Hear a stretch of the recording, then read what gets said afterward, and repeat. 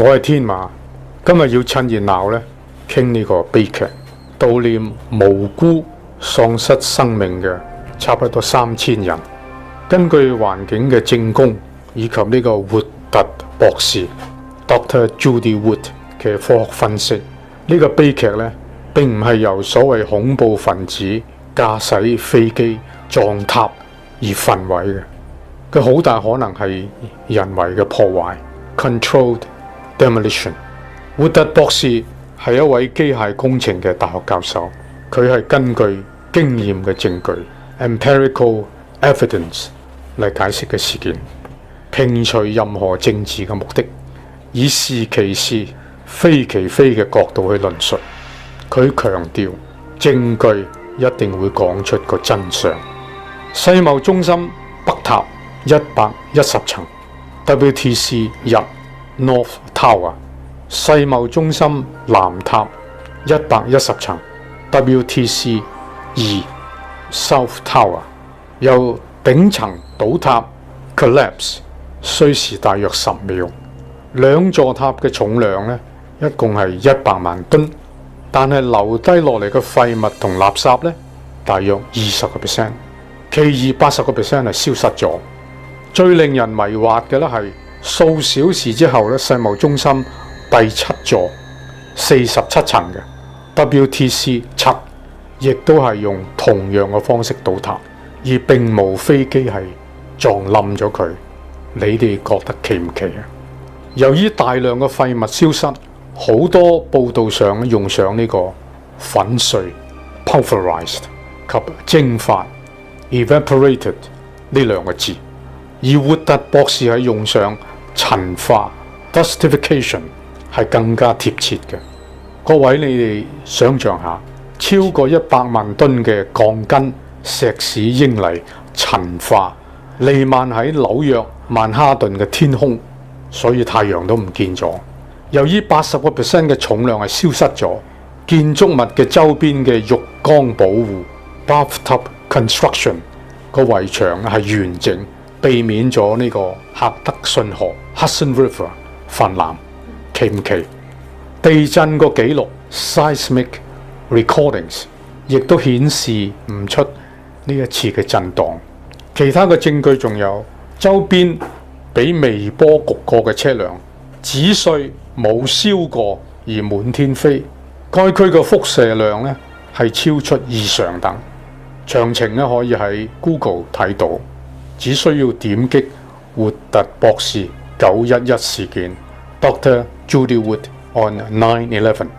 佢嘅結論，呢個事件係由內裏人做嘅，係 inside job。當然兩座高塔加倍投購保險呢，亦都可能有關。佢認為係由操控嘅自由能量毀滅咗兩個塔 ，directed free energy destroyed twin towers。佢亦都提及已身故嘅科學家尼古拉特斯拉 Nikola Tesla 有呢個技術。近代亦都有約翰夏志信 John Hutchison 示範嘅夏志信效應 Hutchison effect。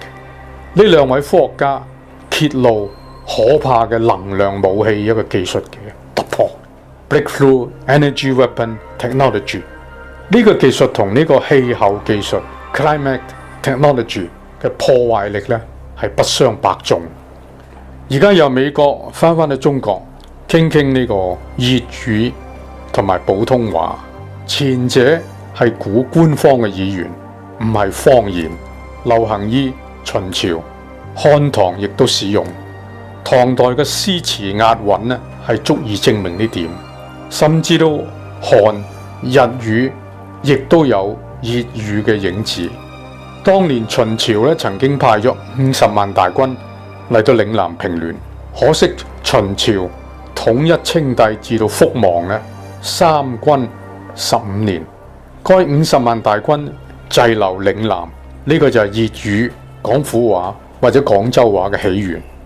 普通話係由女真人或者金人，後稱滿洲人用嘅流行語，通行於東三省或者古代嘅燕國，即係包括北京在內。點解叫做 Mandarin？佢係從呢個滿大人曼大人個音譯過嚟，即係滿清嘅官話。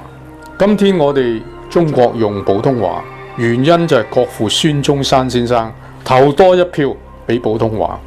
由於全球有超過1億人用粵語，而粵語呢亦都係列入咗聯合國流行語文嘅第6位，所以有保留嘅必要。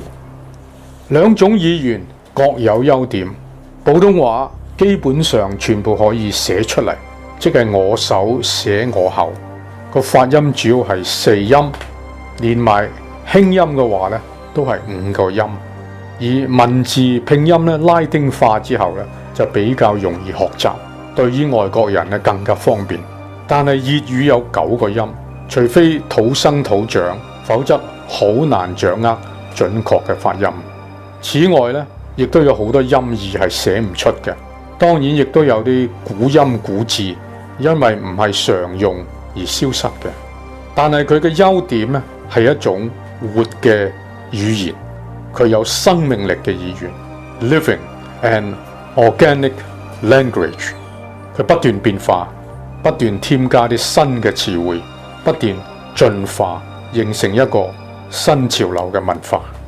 多謝各位，下集呢，我哋繼續傾呢個人類嘅起源。